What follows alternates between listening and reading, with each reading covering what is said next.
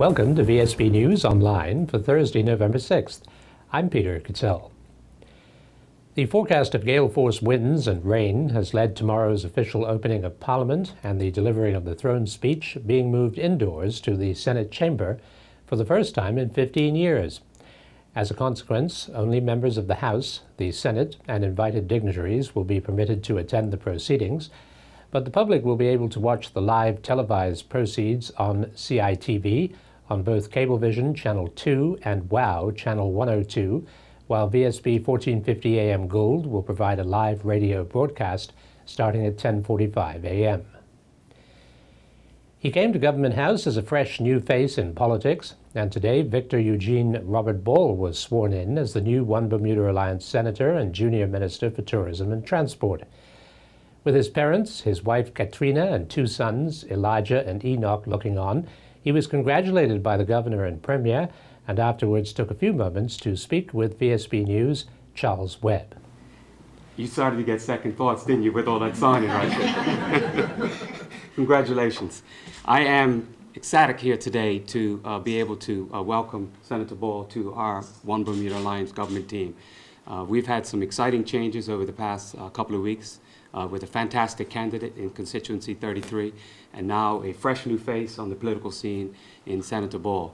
I've known the family for a long period of time, and I want to take this opportunity to thank you for supporting your husband, your son, and your father in the political endeavor. If we don't have good people willing to stand up, we will not progress forward. And I'm pleased to welcome to our strong team today Vic Ball. Vic, I have every confidence in your ability to represent the people of Bermuda. You and I have had a number of discussions about what needs to be done in Bermuda and how we're going to get it done. So welcome to the team. Thank you. What do you bring to the table, if I might ask? I bring experience as far as my government work. I worked in the government for 8 years, and so I bring a perspective of knowing how the government and the administration of government works. I also bring other transferable skills that I can bring to the table, and with my fresh perspective, then I think that I can add discussions to the table. Are you comfortable entering the realm of politics? Not yet, right? Well, you never know. I mean, it's new for me. It's definitely not something that I've done before, so I'm going to learn on the job. But I believe I have a good team, and I believe I'm in good hands. Your wife says you're a strategic procurement officer. What precisely is that? My company is actually Strategic Procurement Solutions. My background is in the area of procurement and purchasing and supply chain management. So, job one, what will that be? I'm sorry? Job one for you, what will that be? Caucus in another hour. Premier Michael Dunkley used the occasion to thank outgoing Senator Knowlton Brangman for his service and said he was looking forward to receiving his advice in the days ahead. We already know that hurricanes are no respecters of persons, but they don't care much for history either, as evidenced by the damage both Faye and Gonzalo did to the ceremonial trees at Government House.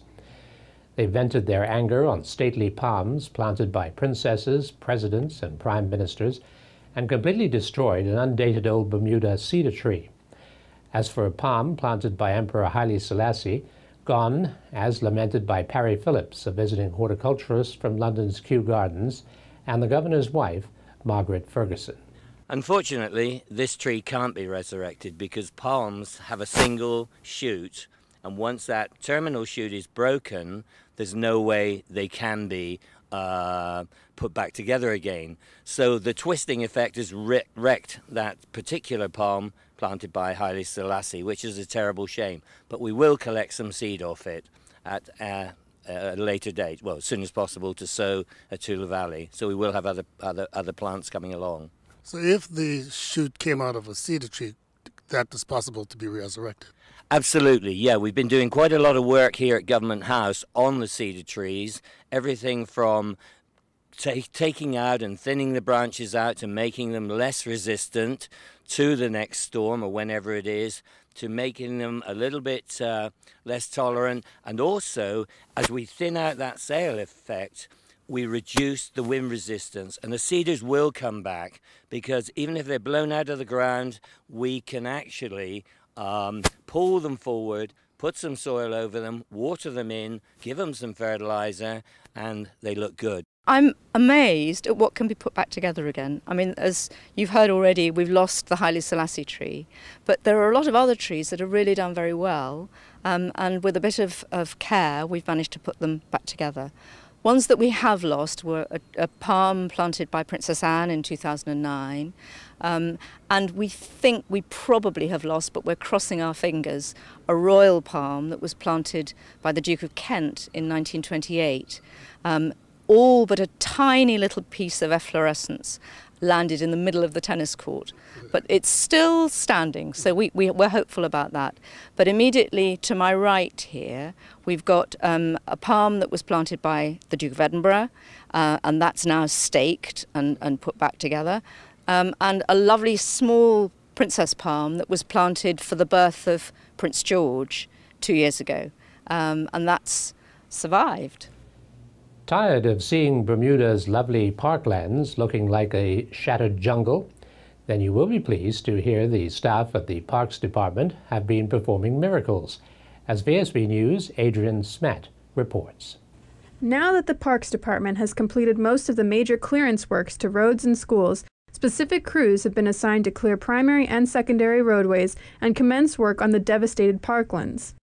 A priority list of cleanups has been created with the Botanical Gardens, Government House grounds, and the Arboretum at the top of the list, as an effort is made to save as many mature specimen trees as possible.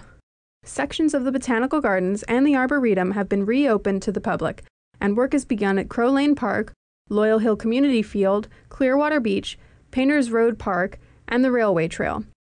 Meanwhile, landscape crews are working to ensure that parklands can be safely accessed by the public and visitors as soon as possible. Scheduled work at parks, schools, and government properties, slowed by the cleanup, is coming back online. For VSB News, I'm Adrian Smat.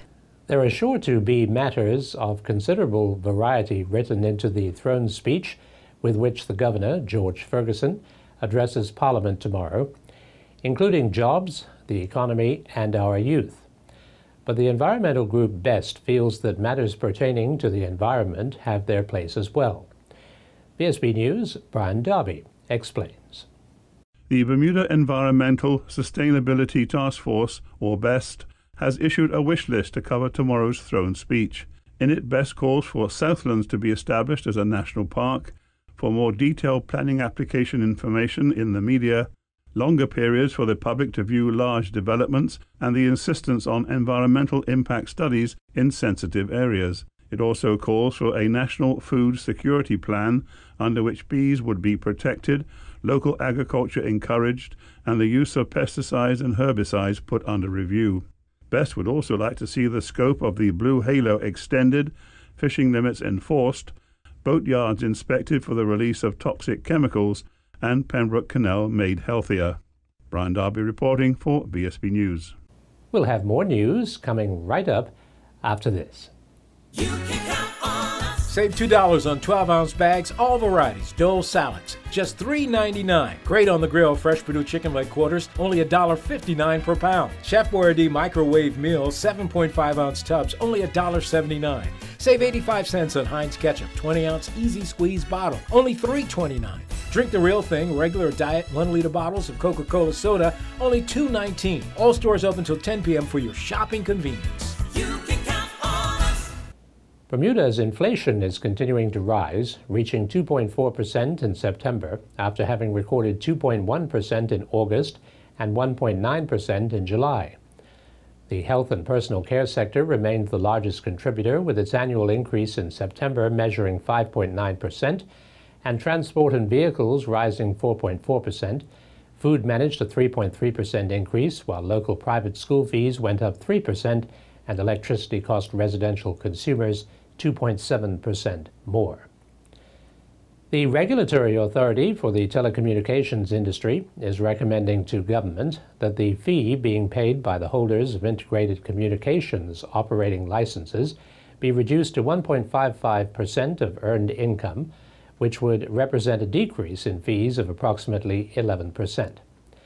The authority also proposes, subject to the approval of the Minister of Finance, to submit an expense budget in the 2015-16 financial year of $3.6 million. The public are being invited to submit their ideas and reactions to the current preliminary report via the government website. Exotic and festive items from the markets of Nepal will be up for a silent auction and sale on Friday night when the annual Cat Kids Night Market is held in the lower level of Pier 6 on Front Street from 5:30 p.m. The new charity, which is an offshoot of the ISIS Foundation, raises funds for needy children in Bermuda, Nepal, and Southern Africa. VSB News' Brian Darby asked Cat Kids chairman Jenny Lee O'Donnell why it had been necessary to create the new charity. Cat Kids for 7 years had a very successful partnership with the ISIS Foundation, raising over $1 million. In the past summer, we have registered as their own independent Bermuda charity, Bermuda charity number 960. We're very proud of that and the paperwork that it took. And we have a new mission to support charities in Nepal, as we had in the past through the ISIS Foundation, as well as Southern Africa and in Bermuda. So we felt that as a part of the Bermudian community, it was very important to include them because we all know that there is need in Bermuda. So our local fundraising projects will include a portion of that proceeds to Bermudian charities, and we've decided to partner with the Eliza Doolittle Society, who help the hungry, many of whom are children. So that is our Bermuda partner for this year and was for last year. And we have identified new projects in Nepal who are of a smaller size that our donation can make a significant change to what they can do. Friday is going to be very exciting. We have done 7 previous markets, and we hope to continue to build on our momentum. We will be at Lower Pier 6, which is the farmers market location, not the tent that blew away in the hurricane. This is a postponement. It was originally scheduled for the night that Gonzalo hit, and we're very happy that we can muster our volunteer forces and and get another spot so quickly. It's a huge testament to the type of volunteer spirit that Bermuda has and the community's willingness to pull together. We're proud of the way that we came through the hurricane, and we're proud of the way that they have come through for communities in Nepal. Now, on sale, obviously, these wonderful pieces. Yes, I mean, what's incredibly unique about this auction and this market is that the items come directly from Nepal. When I say directly from Nepal, we actually unpack the bags ourselves. Francesca, the event manager and director that I mentioned, went shopping with some of the individuals she met through the NGOs and picked out these items for sale for this market. 5 organizations, the North Village Community Club, Pembroke Hamilton Club, the Family Center, Team Street Safe, and Focus Counseling Services, earlier today were granted funds from the Cash Back for Communities initiative. Premier and Minister of National Security Michael Dunkley said these organizations are committed to addressing the social consequences of gang violence and antisocial behavior. The government promised to support these efforts. It started with our election campaign back in 2012 when we vowed to create a Cash Back to Communities initiative where we could put back the proceeds of crime seized by the police back into our communities to help them out. After the election, the Ministry of National Security worked closely with the Ministry of Legal Affairs and the Ministry of Finance to amend legislation to make all of this possible. In June of last year, the House and the Senate passed the Proceeds of Crime Amendment Act 2013, which would allow for payments to be made from the confiscated assets fund to programs of community-based organizations and sports clubs that are related to youth development, sport, area improvement, community improvement, or infrastructure improvement. And since that time, and through various administrative processes, we have come today to make the first presentations of funds seized through the Proceeds of Crime, which will be presented to the organizations represented here. Their work in various areas throughout our community is well known, valued, and respected by this government. In sports, 2 clubs benefit financially, and the Queen of Bermuda Triathlon has road restrictions for the public. Earl Baisden has these 2 stories and more in today's Sports Report. Two of Bermuda's well-known football clubs today benefited from the government's Cashback for Communities initiative, which was announced by the Premier and Minister of National Security, Michael Dunkley. The North Village Community Club and the Pembroke Hamilton clubs were presented checks for $24,000 each. The Premier thanked the two clubs for being leaders in their communities. I'm grateful to have the opportunity today to be here at North Village Community Club, who agreed to host this event. The Education Center and the excellent programs run here by the club provide a shining example of impactful community programs targeting our young people with positive messages through sport. The same can be said for the Pembroke Hamilton Club, who likewise provide an impressive network of youth support across various age groups. The organizers of the Queen of Bermuda Triathlon, presented by Bacardi, wish to inform the public of some temporary road restrictions that will be enforced on the South Shore this coming Sunday, November the 9th. Bermuda is again hosting an international triathlon, an all-women event, and the race is supported by the Department of Tourism. Road closure times will be as follows. South Shore Road between Barnes Corner to Mission Road in both directions will be closed from 7 a.m. to 9 a.m. South Shore Road westbound between Horseshoe Bay Park and the Reefs Hotel will be closed between 9 a.m. and 10 a.m. South Shore Road eastbound between the Reefs and Fairmont Southampton entrance will be closed from 9 a.m. till 10:30 a.m. The organizers of the all-women's event, Queen of Bermuda, are grateful to the public for their understanding and support of this event. After a scoreless first half last evening, the Somerset Eagles got goals from Enwa Talford and Wakale Tucker as they defeated Island Rangers 2-0 in a First Division make-up match. Meanwhile, Dale Eve and his Stoke City under-21 teammates suffered defeat against Midlands neighbours West Bromwich Albion in the Barclays under-21 Premier League. West Bromwich Albion came out on top 3-1. And finally in football, Hugh Hollis has guided his Coast Valley Soccer Club under-19 boys team to the final round of 16 in the Southern California League Cup. Hollis's Coastal Valley soccer team, the CVSC Renegades, is based in Santa Barbara, California, and plays in the Southern California Coast Soccer League.